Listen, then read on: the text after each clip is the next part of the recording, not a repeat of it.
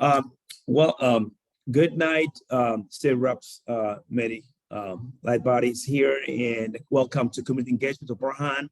Welcome to, this is not the first time you're coming, multiple times. We appreciate you. Welcome to our broadcast. Thank you. And I know this year is a very crucial election. I know there's a lot of redistricting happen. You know, can you talk about what district you are now and what's important, what's at stake this year? Certainly. So I currently represent the northeast corner of Franklin County, which at the moment includes the Westerville School District in Franklin County, Minerva Park, down State Street, and then going east, picks up Blendon Township, Plain Township, New Albany, down then into Gahanna. And so a little bit of a couple townships throughout that whole region. That's District 19. I have represented that district for 2 terms. So I'm approaching the end of 4 years in office, and it's been an honor to serve. I am running for re-election for my 3rd term for District 4, which still includes the city of Westerville, but not the pieces south of 270. So I've lost the southern half of the school district, and then a chunk going over eastward, north of Morse, south of 161, all the way out to Hamilton Road. But I still represent, would still represent the city of Westerville, Plain Township, New Albany, some precincts in Columbus still, and then down into Gahanna. But I'm picking up the Jefferson Township area and the Blacklick area, which are new to me. They're currently in part of Rich Brown's district.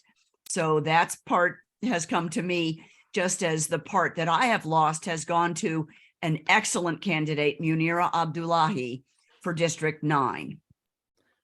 Thank you. Thank you so much. We appreciate it for your leadership, for actually promoting Monira and helping guiding for when she was pretty much primary. We appreciate you guiding and helping navigating most difficult time. Mary Lightbody, appreciate it. And those of you watching, you know, this election is very crucial. And as you heard, Mary Lightbody was very active helping our community, diverse, New Americans, all that's, you're always active in helping. And those who Westerville, we have a large community in Westerville, Blacklick area, and also as well as Bland Township, all those areas. We really wants to make sure that people know you, and we know this election is a very crucial election. And can you talk about, you know, some of the important things that this election, why it's important? Because we know there's a lot of things in the stake. We know that. Certainly.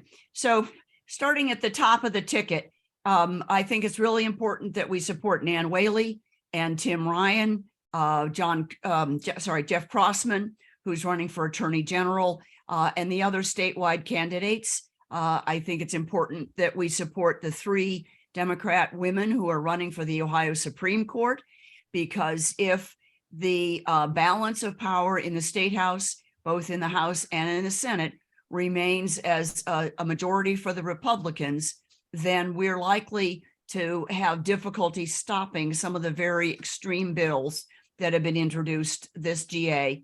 And those are important.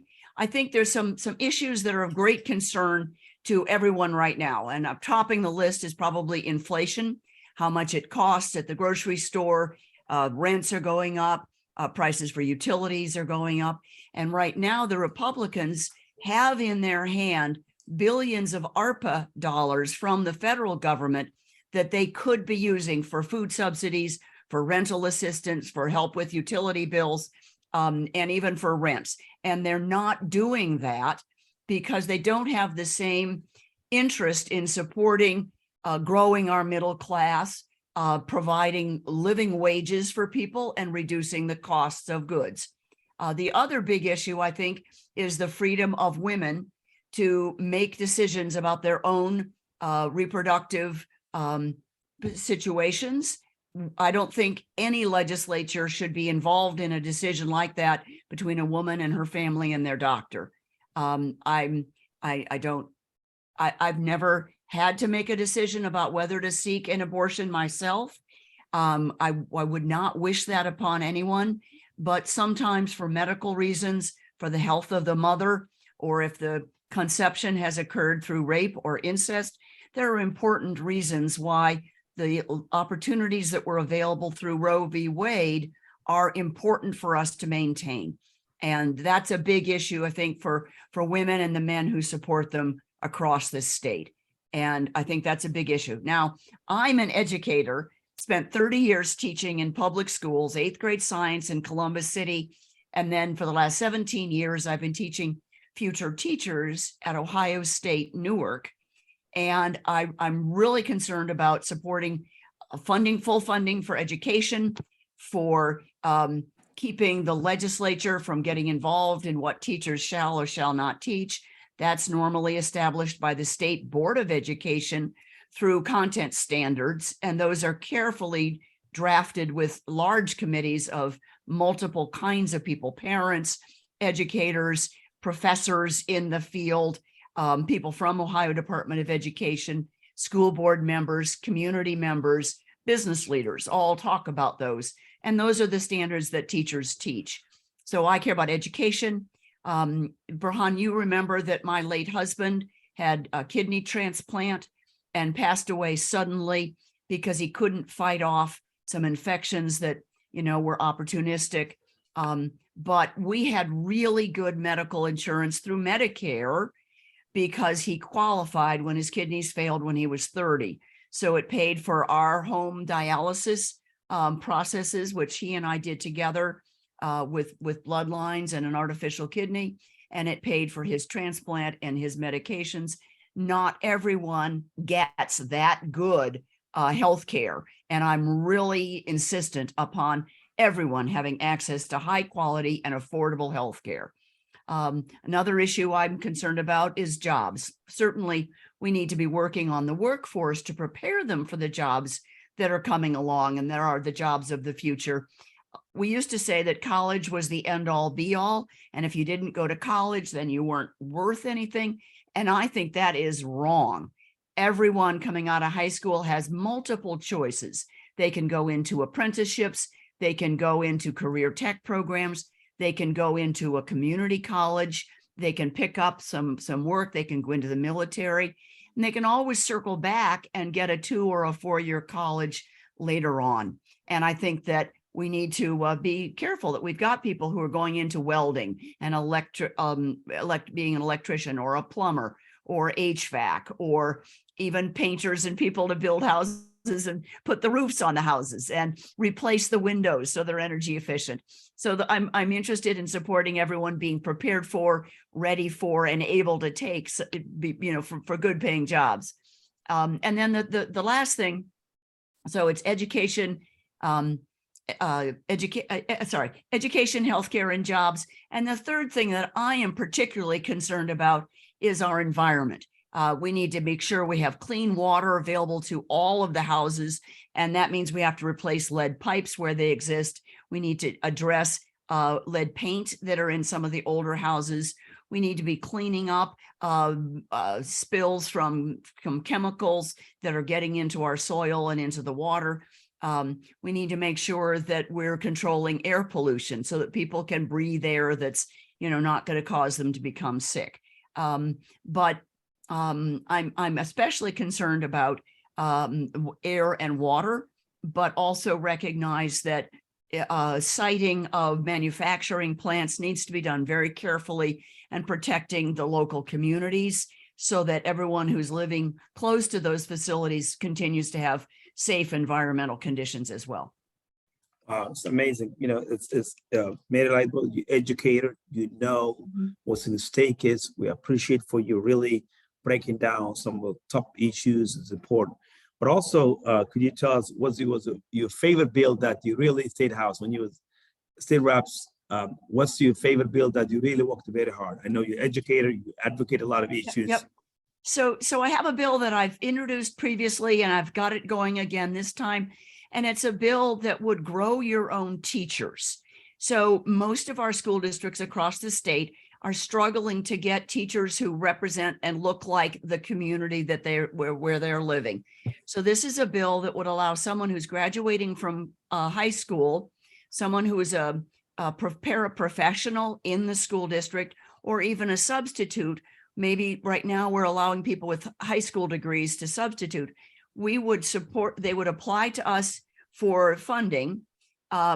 We won't be able to fund everyone. And of course, this bill hasn't moved. It's not in law yet, but it's a bill I'm working on.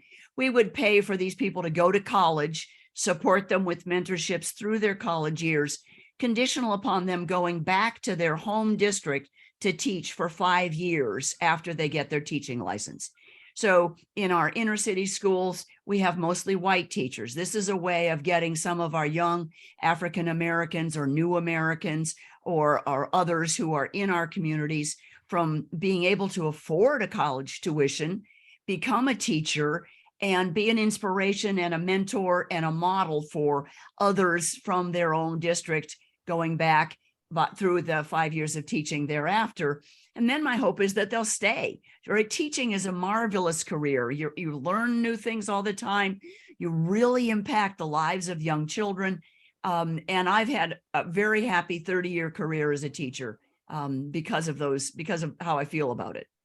Wow, it's amazing because we know education is not equal everywhere, but at the same time, we know the teachers, they do their best when they come to class, and they really need to be to help them to increase and sustainable, keep them where they at is very important. That teachers is the backbone of our education system, and we need to empower them.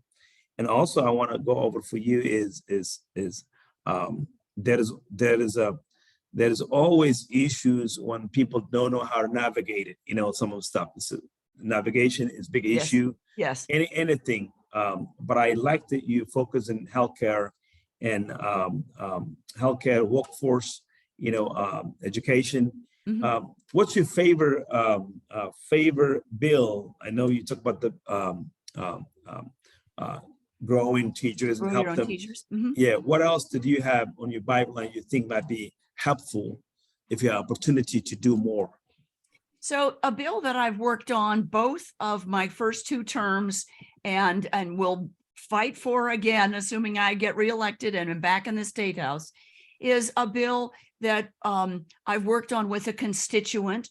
My constituent from Gahanna, a woman named Sharon Montgomery, has been working for 20 years to modify our laws about what we can do with our cell phones while we're driving.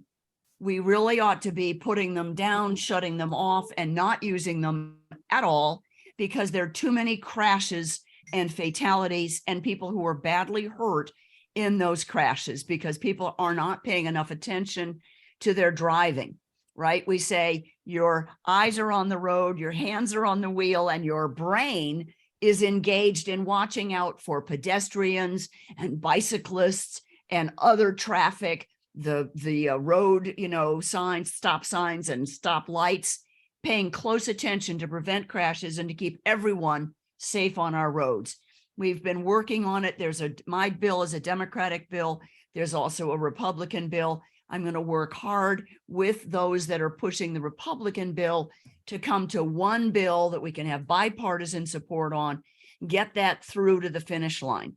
Right now, there are some communities that have passed this law that makes it a primary offense for someone to be driving their phone and driving the car and using their phone while they're driving. Columbus is one of them. Bexley is one of them. But we need that to be statewide because that's where the issue is.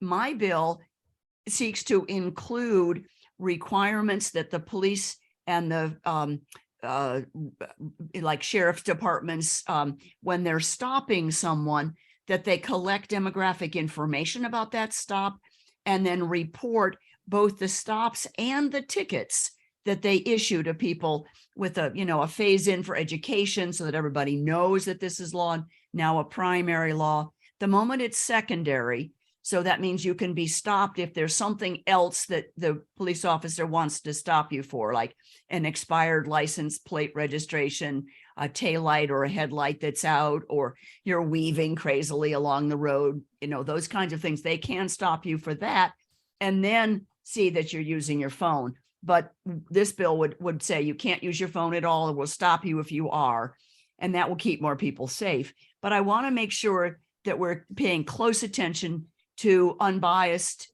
to biased stops that are due to racial profiling. I don't want more people who are stopped without really having strong evidence that the police officer has that this person is using their phone rather than simply driving down the road and happen to be African American or a new American or have black skin. And I want to make sure that we're protecting people from stops that are not appropriate. And if we see in the data that any particular force is making stops that have a predominance of racial discrimination, in the evidence of the data, then we would ask that particular police force to go through some bias training so that they recognize, the fact that they're not impartial in the stops that they're making. Wow. So that's a very important bill. I see some states like Minnesota passed that law where hands almost all states have this bill already. Ohio is, I think, one of the very last to get it through. And it's so important because, as you know, our cell phones become a very strong habit. If we're driving along the road and you hear the ding that you got a text message, our impulse is to look. Well, that can wait. Get where you're going and then look. It's even better if we put our phones out of reach. Now, you can, if you're using your phone for navigation, that is acceptable, but you have to put it in a bracket or mount it someplace. You can't hold it on your body anywhere. It needs to be firmly secured. And then you can, listen to the directions and get where you're going. But for all other uses, we shouldn't even be doing it, even for telephone calls. Wow. So thank you, Mary, because you're a fighting educator. How stake is education, and all this bills is important for the public, for everybody. It doesn't matter who you are or whatever. The safety is important, and saving people's life every day. I see a lot of people who lost their family because of somebody was talking on the phone, or somebody was looking at tax. But it's important. Or watching movies or buying things off of Amazon, if you can believe it. Yes. People are just not thinking. I want to say one other thing too, Burhan, and that is that as I've been going around in my district, receiving phone calls and emails from constituents, I know that a high priority for me going forward is to be the mental health of all of our citizens, but especially our young people. And I know that in the New American community, for example, it can be very difficult for young people to make the connections, to have the networks that allow them to find jobs that are open, that are suitable for them, or that they might have a passion or particular skills in. And I want to make sure that I can open up those connections and those pathways, help all of our young people get the support they need through what's been a very difficult couple of years, and continue to thrive and grow and open up and have opportunities opening up for them. Thank you. It's a very important, because we know we came from a COVID, pro-COVID, post-COVID. It's a crucial, because we see how it's impacting everybody. When young, old, mental health is a number one priority, because we see a lot of people impacted by day to day their lives, their loved ones, their neighbors, their community. I appreciate for your dedication and public servant that you have been demonstrated during years you've been state reps. We appreciate it. What you're gonna tell the new Americans who's watching tonight, your message is the last few days left, in 2 more days left the election, for you to message. So my most important message is that everyone should go to vote.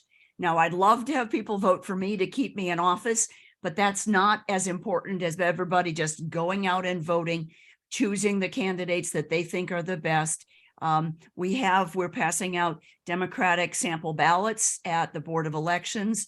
people can get that. And you can use your phone, by the way, when you're in the voting booth, so that if you forget, oh, let me see, these judges don't tell me if they're a Democrat or a Republican. I know I want to vote for the Democrats who care about people. You can use your phone to pull up the slate card, to pull up the list of recommended judges. And it makes a difference, as we saw in the appeals court case down in Hamilton County, when that judge put a temporary stay on the 6-week gestation ban for abortions that has allowed abortion access to continue for women here in Ohio. And we need to see if we can get that codified into law. But it makes a big difference who we elect as judges. Some are extremely fair, more likely to send a young person, for example, into a counseling program or to a work study program to help them rather than just putting them in jail. And issue one is, there's 2 issues on the ballot. One of them is issue 1, which is about bail reform, and the other one is about voting rights. And my great way back when, George Phillips, a great uncle of mine, was a minister in Boston, and he is the person who coined the phrase "no taxation without representation." And issue 2 is going to remove the opportunities for local municipalities to allow undocumented workers who live in the region, who are paying taxes, who are sending their children to school, to be allowed to vote in school board or city council races, the local races, not state, not federal, but local races. And I think I'm going to vote no on both of those bills. The bail bill does nothing but allow people who are wealthy to stay out of jail and then show up for their court case, whereas people who can't pay the bill are put into jail until their court date comes up. But that means they lose their job, perhaps. They're not able to support their families, and it puts that family further and further behind. The only purpose of bail is to make sure that someone shows up for their court date. And the judges currently can decide, what level of bail to provide, given the severity of the crime the person's accused of. But in the United States, everyone is assumed to be innocent until proven guilty. And I think this bail reform bill is overzealous. And there's a bill in the State House sponsored by Leland and Hilliard, bipartisan, that is working on bail reform with a very careful approach and addressing all sorts of unintended consequences. It's a much better process than issue 1 is to reform our bail system. So I'm worried about that. But my strongest message to our new American community is to talk among your friends, make sure everyone that you know who is registered to vote gets out to vote, help them get there. If you need to, go with them, right, in line and through the identification process. And then, let's celebrate after the election, because we need to get some of the good people who are running into office to help us.